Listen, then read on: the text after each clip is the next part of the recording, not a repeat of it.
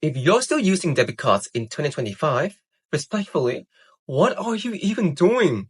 There's no reason why I would use a debit card over a credit card for normal everyday transaction.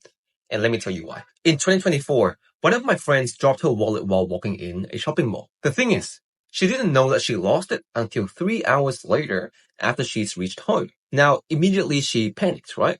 She searched everywhere and concluded that it was gone. So she straight away called the bank and tried closing her card. Now the thing is, we all know how banks love to behave. They love to put us on hold for the longest amount of time. And it was the same for her.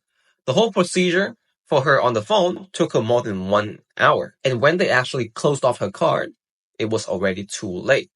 $2,000 has already been spent by someone on groceries and electronic devices. So just like any normal angry person, she made a case with the bank to try and get the money back. However, since the bank had so many teams and so many cases, it took them 3 whole weeks to look into this and get back to her, only to tell her that there's nothing they could do to help and that it was too late. Pretty much they were saying, it's your money, not ours, so not our problem. That money was gone forever. And can you guess the card that was stolen?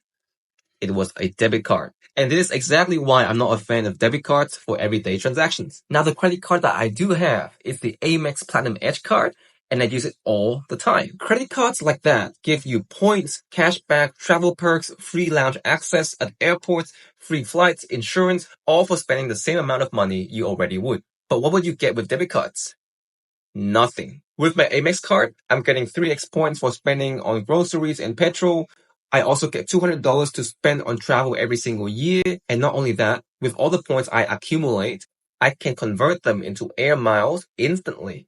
Now, for example, I've been flying to Melbourne 5 to 6 times now, almost for free every single time, just with this card. But now, getting points and free travel is good, but it's not even the main point why I use my credit cards instead of debit cards. The main benefit for me was that I could easily build my credit score since I can always pay off my balance on time. And that's how I have an excellent credit score all the time. And that got me approved for my first property instantly when I was 24 only. And wait, do you still remember the story I told about my friend who kind of lost all of her money because of her debit cards? Well, with credit cards, that's extremely less likely the case. So even if you have lost your credit card or you got scammed online, with a credit card, since it's the bank's money, not yours, they have a strong incentive to investigate and block the charge before you're liable.